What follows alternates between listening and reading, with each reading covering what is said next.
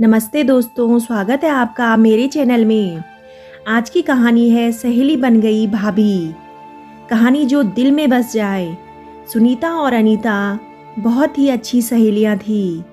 बचपन से ही दोनों साथ खेलती, साथ ही स्कूल जाती।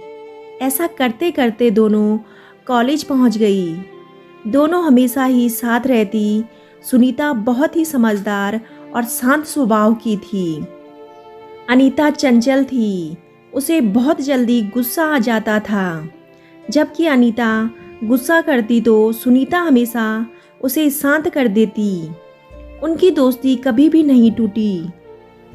दोनों के परिवारों में भी अच्छे संबंध थे। अनीता की माँ की मृत्यु बहुत पहले हो गई थी, इसलिए घर को अनीता ने ही संभाला हुआ था। अनीता के पापा और भैया उसका बहुत ध्यान रखते थे। सुनीता की माँ भी अनीता को बेटी ही मानती थी। दोनों में कोई भेदभाव नहीं करती थी। अनीता के भैया रवि की शादी की बातें होने लगी। तब अनीता ने सोचा कि सुनीता ही अगर मेरी भाभी बनकर आ जाती है तो कितना अच्छा रहेगा।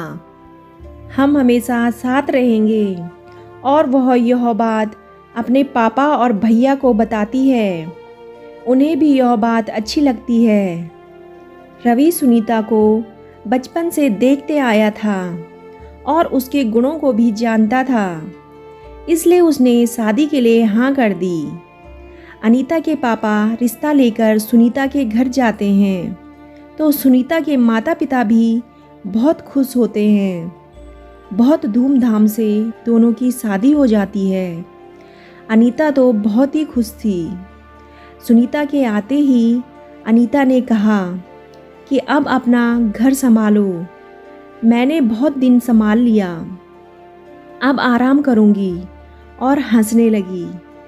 सुनीता धीरे धीरे घर संभाल लेती है। अब अनीता को आराम मिल जाता है। रवि और अनीता साथ में खुश हैं। सुनीता अधिकतर घर संभालने और कामों में लगी रहती थी। अनीता तो यही सोचती थी कि सुनीता आ जाएगी तो हम हमेशा साथ में ही रहेंगे।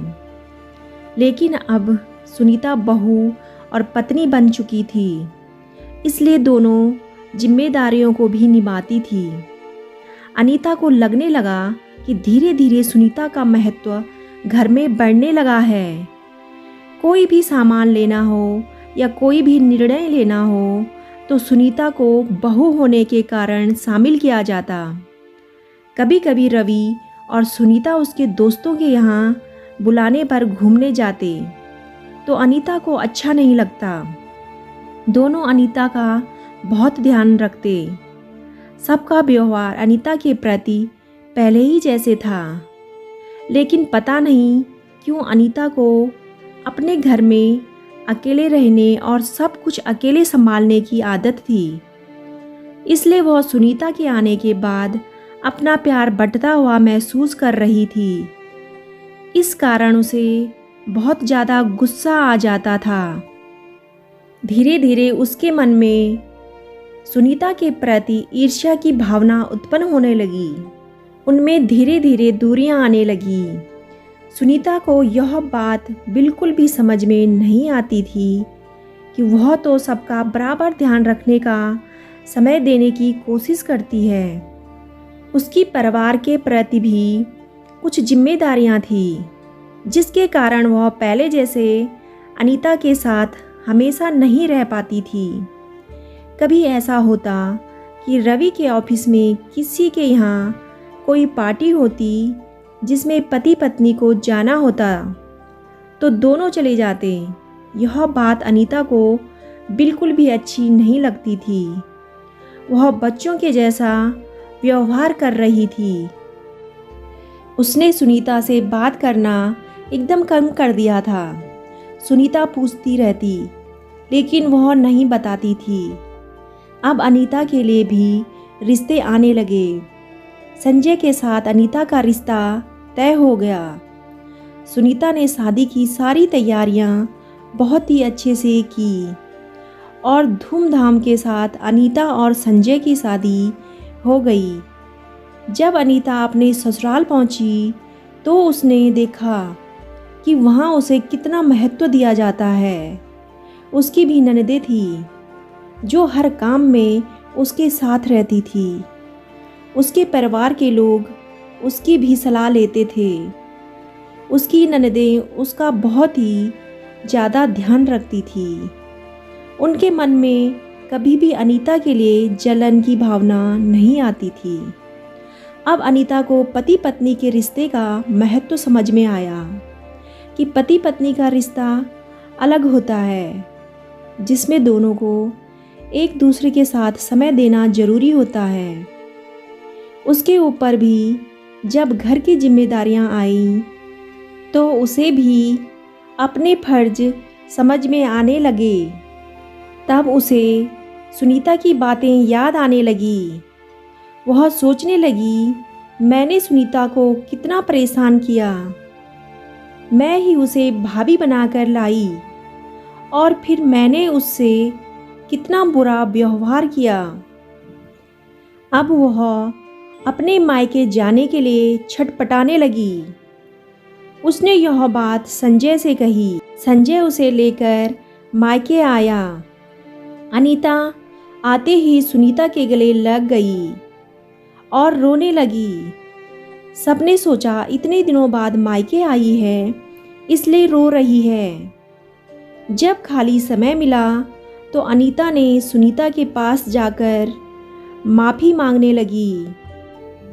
मैंने तुम्हारे साथ कितना बुरा व्यवहार किया।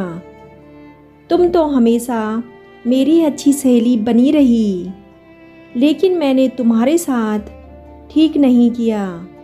मैं जब बहू और पत्नी बनी तो मुझे पता चला कि मेरी एक अलग जगह है।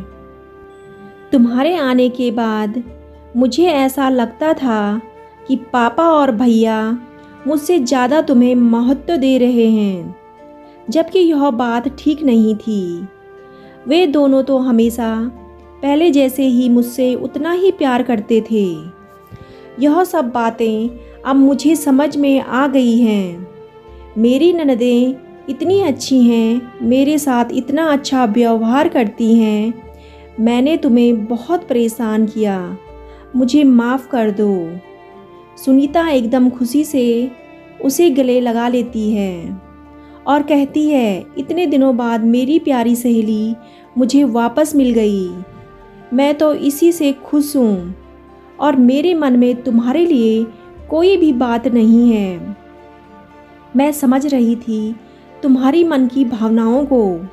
मैंने कई बार तुमसे बात करने की कोशिश की, लेकिन तुम तो अपने गुस्से में मेरी बात सुनती ही नहीं थी।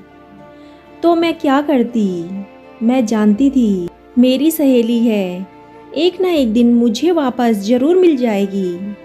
दोनों गले लग गई। दोनों के आंसुओं से पुरानी बातें धुल गई और दोनों पहले की तरह प्यार से रहने लगी। दोनों की ज़िंदगी प्यार और खुशी खुशी बीतने लगी।